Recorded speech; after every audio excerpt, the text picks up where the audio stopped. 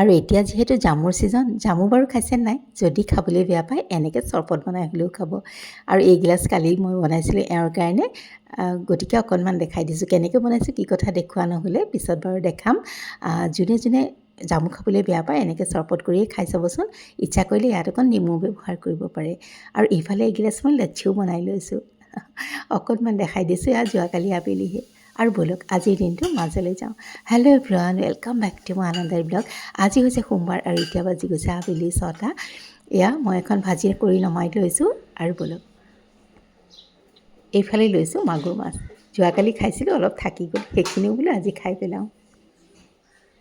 এয়া ভালকৈ নিমখ হালধি সানি লৈছোঁ আৰু একদম লৰালৰি ভাবিছোঁ এওঁক অফিচ যোৱাৰ আগতে খুৱাই পঠিয়াওঁ। কেনেকৈনো লৰালৰিকৈ বনালোঁ ব'লকচোন আপোনালোকৰ লগত শ্বেয়াৰ কৰোঁ।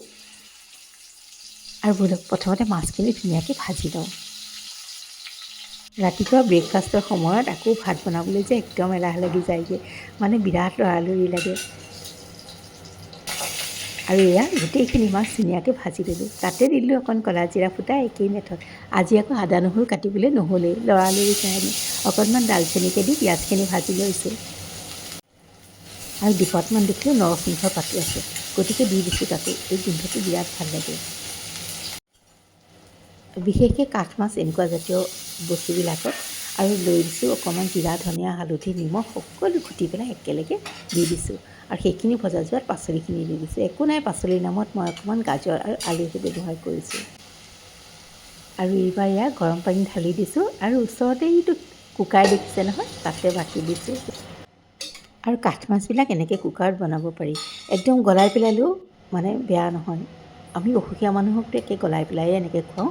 এয়া মই গোটেইখিনি দি দিছোঁ কুকাৰটোতে, ইয়াৰ পটককৈ হৈ যাব। মোৰ পিছে মাছখিনি গলি যোৱা নাই দেই, মই 2টা চিটিহে মাৰিছোঁ, পটাপট হৈ যায়। আৰু ব'লক এওঁ ভাতকেইটাও বাঢ়ি লওঁ। আৰু ইফালে ভাজিখন যে হৈছিল সেয়াও দি দিছোঁ। কুকাৰে হুইচেল মাৰিয়ে আছে, মাছ হোৱাই নাই ৰ'ব। এই যে বাতিটোত দেখিছে এইখিনি থেকেৰাৰ পানী।